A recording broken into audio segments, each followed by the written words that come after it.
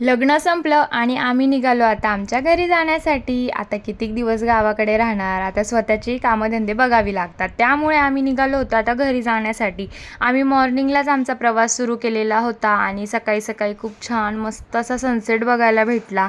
आणि खरंच प्रवासातही खूप मज्जा येते. जर रस्ता जरासा मोकळा असला ना, आजूबाजूचं वातावरणही खूप छान वाटतं आणि मनही खूप मस्त लागत असतं.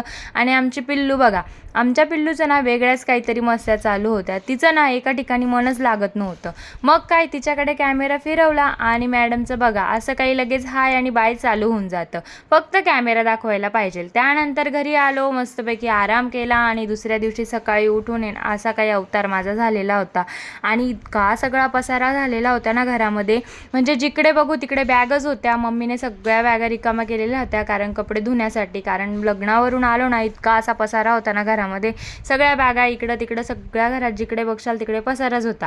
आणि आमच्या पिल्लूचं आहे ना हे असं काही मस्त्या चालू होत्या. कारण लग्नामध्ये ना तिथे गाद्या टाकलेल्या होत्या नाही का, त्याच्यावर आहे ना ती नुसती उड्या मारायची. मग आता सेम प्रोसेस तिची ती या ठिकाणी घरी चालू आहे. इथे पण ती तशीच करते. गादी दिसली नाही की डायरेक्ट लोळून घेते, नाही तर त्याच्यावरती उलट्या उड्या मारेल, नाही तर असं काही झोपून घे.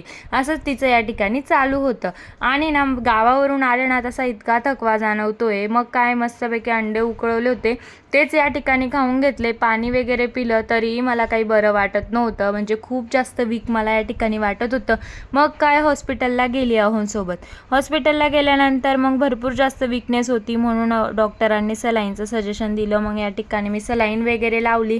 आणि खरं सलाईन लावायला तर काही वाटत नाही, पण ते सुईला खूप जीव घाबरतो. आणि त्यानंतर आहे ना इतकी मोठी होती ती निघायलाच तयार नाही.